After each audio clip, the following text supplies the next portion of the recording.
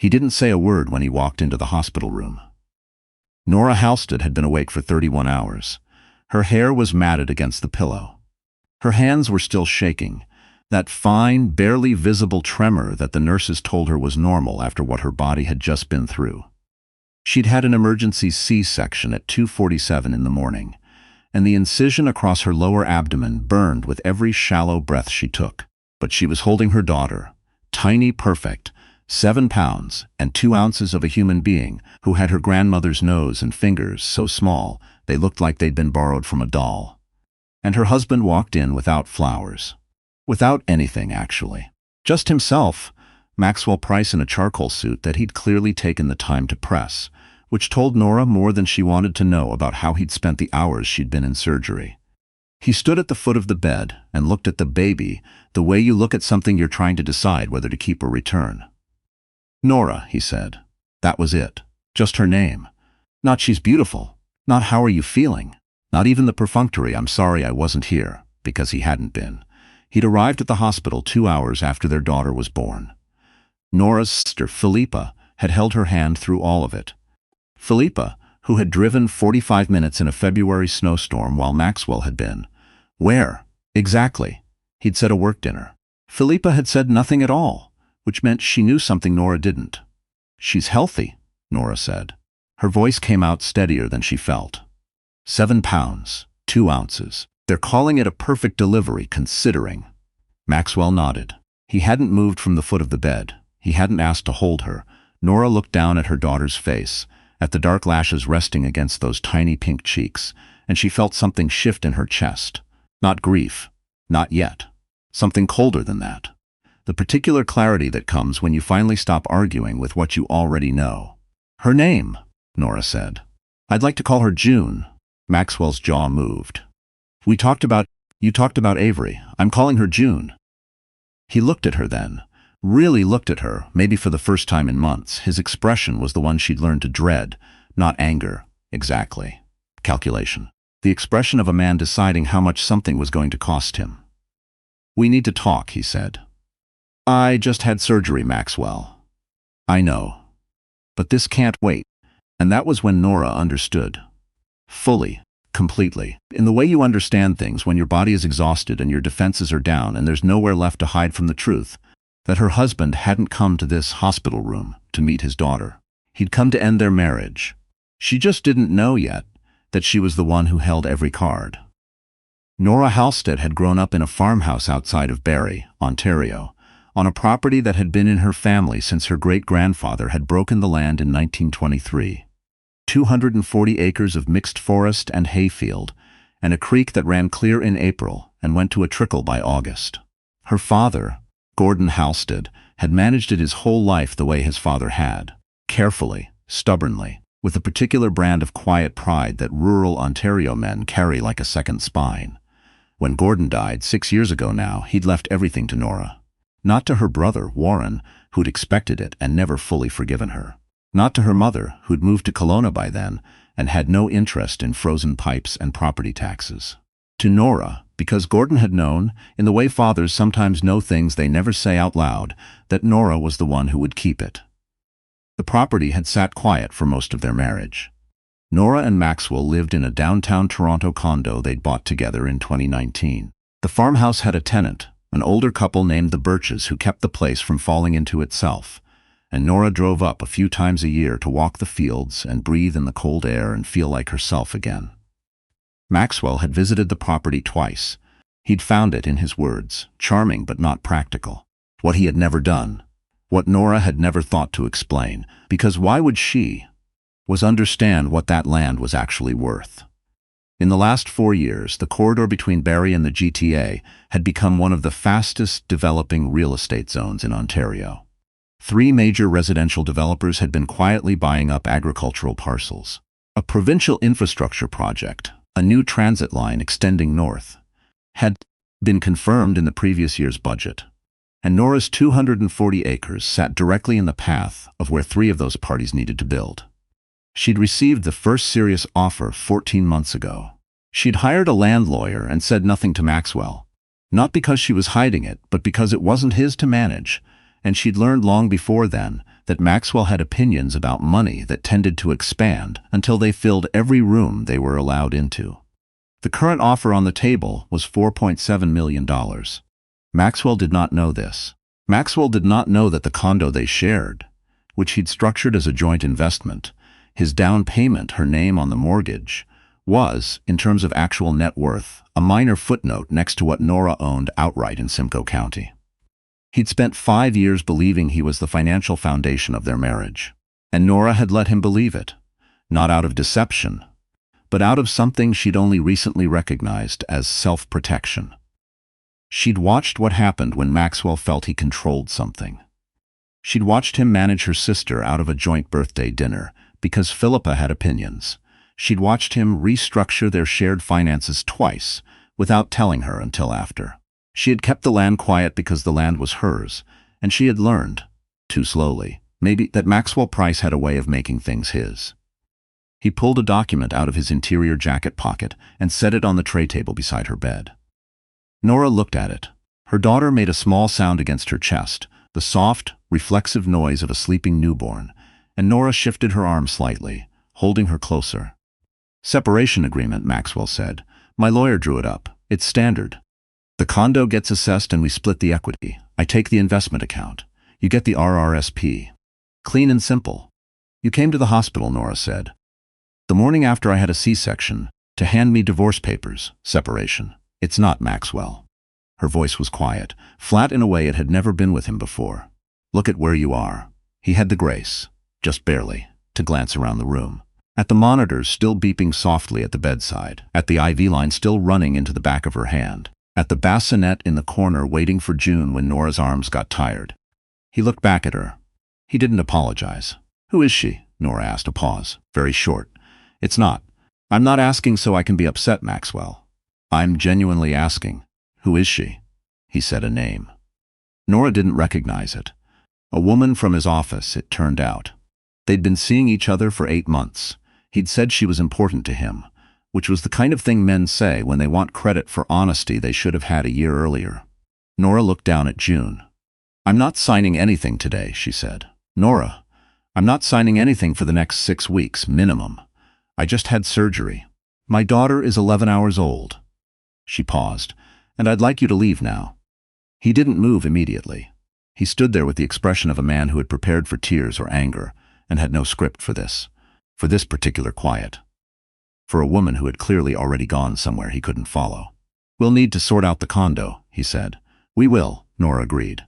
"Talk to my lawyer. You don't have a—" "I do," she said. "Her name is Abigail Croft. She's been my land lawyer for 3 years. I'll have her reach out to yours." Something moved across his face then. Not understanding, not yet, but the first faint shadow of it. Land lawyer. Nora sat very still for a long moment. The monitor beeped. June breathed. Outside the window, February Toronto was gray and relentless, and somewhere in the building below them, Maxwell Price was probably calling someone to tell them it had gone well.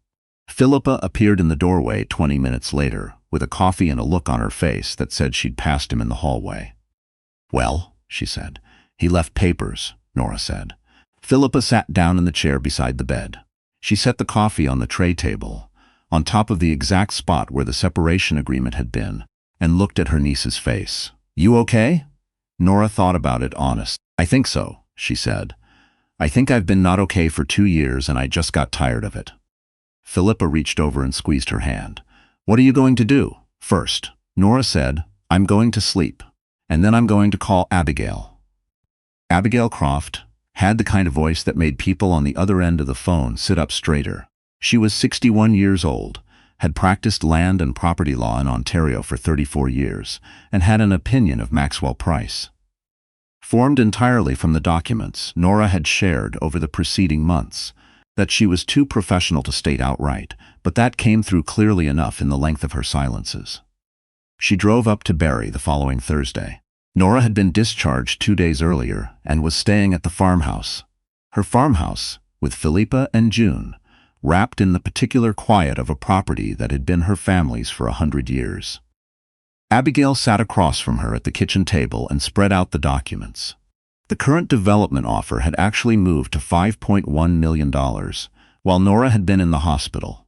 One of the three developers had increased their bid, which had prompted a second one to do the same.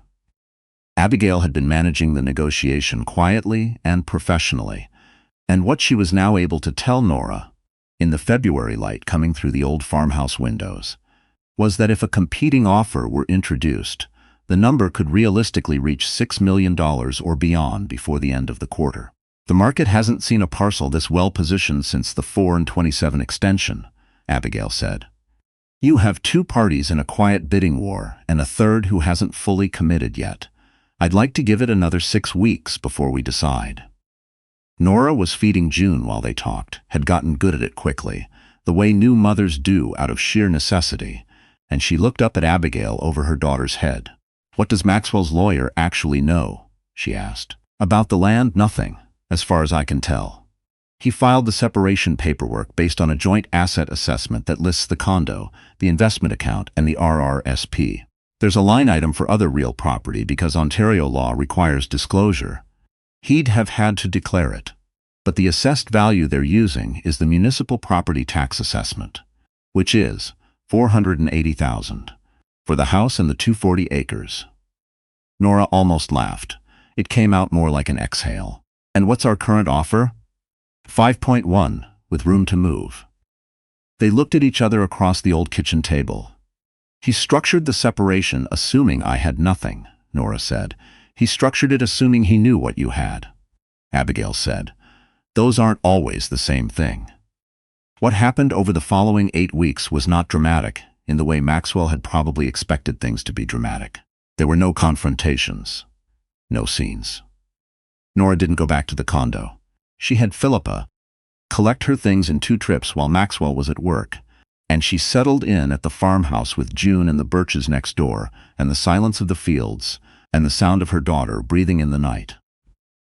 She heard from Maxwell through his lawyer, a man named Douglas Flint, who sent formal correspondence and had a manner that suggested he was used to getting what he asked for. Abigail Croft replied to Douglas Flint with a manner that suggested she had been dealing with men like him since before he had passed the bar. The first letter from Flint had requested a full asset disclosure within 30 days. Abigail filed it on time, completely, every line. The response from Flint's office was 48 hours later, and it was not correspondence. It was a phone call directly to Abigail, which told Nora everything she needed to know about how thoroughly it had landed. Abigail called her afterward. He'd like a meeting, Abigail said. Maxwell, in person. His lawyer says it's to discuss the separation in good faith.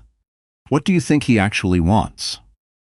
I think, Abigail said, with the measured tone of a woman who had seen this exact situation in various forms for 3 decades, that he wants to understand how he miscalculated. And then I think he wants to propose something that sounds reasonable but is structured to limit your share of the land's value. What do you suggest? I suggest we schedule the meeting and let him make his proposal, Abigail said. And then I suggest we decline it. The meeting was at a boardroom in a Bay Street office tower that Maxwell had chosen. Deliberately, Nora suspected, because it was his environment. Towers and glass, and the particular energy of money in motion. He sat across from her with Douglas Flint at his right, and an expression that had shifted from the calculation she'd seen in the hospital to something that looked almost like chagrin. Almost. He was still Maxwell. He'd pressed his suit. Nora sat beside Abigail and said very little for the first 30 minutes, which was Abigail's instruction, and which she followed exactly. Flint presented a revised separation proposal. It acknowledged the land value, had to, now, but structured it in a way that treated the farmhouse and acreage as a premarital asset eligible for the matrimonial home exemption, which would significantly cap what Nora was entitled to claim as net family property.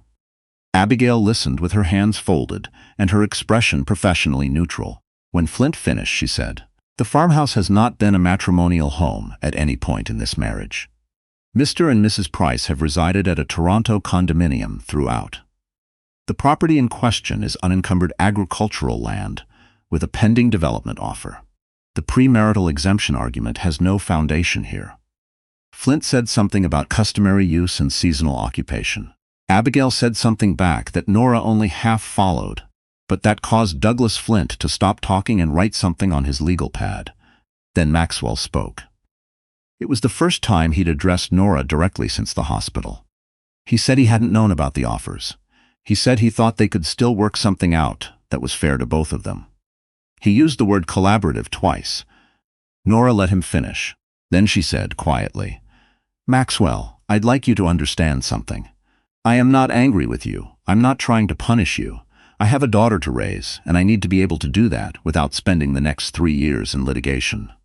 But I'm also not going to accept a settlement that treats land my great-grandfather broke in 1923 as something you're entitled to negotiate down." He looked at her. "This is my family's land," she said. "It was mine before you, and it will be mine after. What we built together, the condo, the investments, I have no interest in fighting over any of that. You can have it. But you don't get to come to a boardroom and tell me what my grandmother's house is worth." The room was quiet. Douglas Flint looked at Maxwell. Maxwell looked at Nora. And Nora watched, very clearly, the moment that Maxwell Price understood that he had made the foundational error of his marriage. He had assumed that providing was the same as owning. He had confused taking care of someone with having authority over them. He had built an entire marriage on that confusion, and it had made him very comfortable for a very long time. And it had made Nora very careful. The final development offer came in at $6.3 million. Abigail accepted it on a Tuesday morning in April while June was napping in the room that had been Nora's own childhood bedroom. The same room where Gordon Halstead had read his daughter stories about the creek and the fields and the way the light looked in October when the maples turned. Nora was sitting at the kitchen table with a cup of tea when Abigail called, and she cried a little, which surprised her because she'd thought she was past the part where things made her cry. But it wasn't about the money exactly. It was about her father knowing.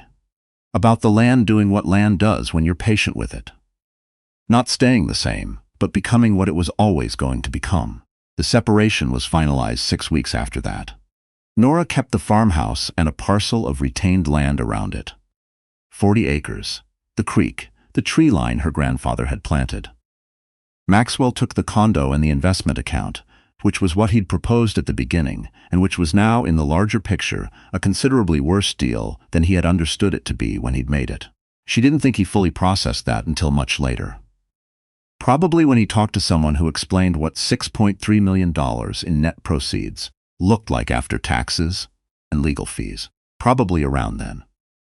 She didn't hear from him after that, except through Abigail. Philippa stayed until June, which was when June turned 4 months old, and started sleeping in 4-hour stretches, and Nora's hands stopped shaking for good. They celebrated with takeout ramen and a bottle of wine Philippa had been saving for a good occasion, and they sat on the porch of the farmhouse in the late spring evening while June slept inside in the bassinet Nora had dragged down from the attic. The same one Nora herself had slept in 41 years ago. "You know what Dad would say," Philippa said. "He'd say I should have put it in a trust," Nora said. Philippa laughed. It was the kind of laugh that had crying behind it, but they were both too tired for crying, so it stayed a laugh. "He'd say you did right," Philippa said. The fields were coming green. The creek was still running high from the spring melt. Somewhere in the tree line her grandfather had planted, something was moving. A deer, probably, the way they came out at dusk this time of year, stepping carefully through the tall grass at the edge of the forest. Nora thought about the morning in the hospital. About Maxwell standing at the foot of the bed in his pressed suit with the separation agreement in his pocket, looking at his daughter like something he hadn't budgeted for. She thought about how certain he had been, how clearly she'd been able to see, in that moment, the shape of everything he'd never understood about her. She wasn't angry anymore. She didn't think she'd been angry, really, even then. What she'd felt was cleaner than anger, a kind of tired, precise knowing.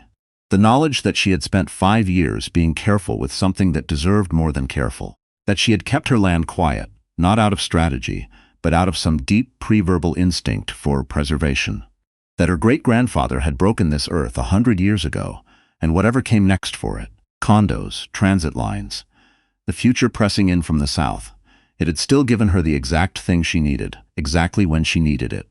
A foundation. Hers. June made a sound from inside the house. Not a cry, just the small, exploratory noise she made when she was starting to surface from sleep, checking to see if the world was still there. Nora was already standing before she'd finished the thought, moving through the screen door into the warmth of the house, back to her daughter, back to the beginning of everything she was going to build.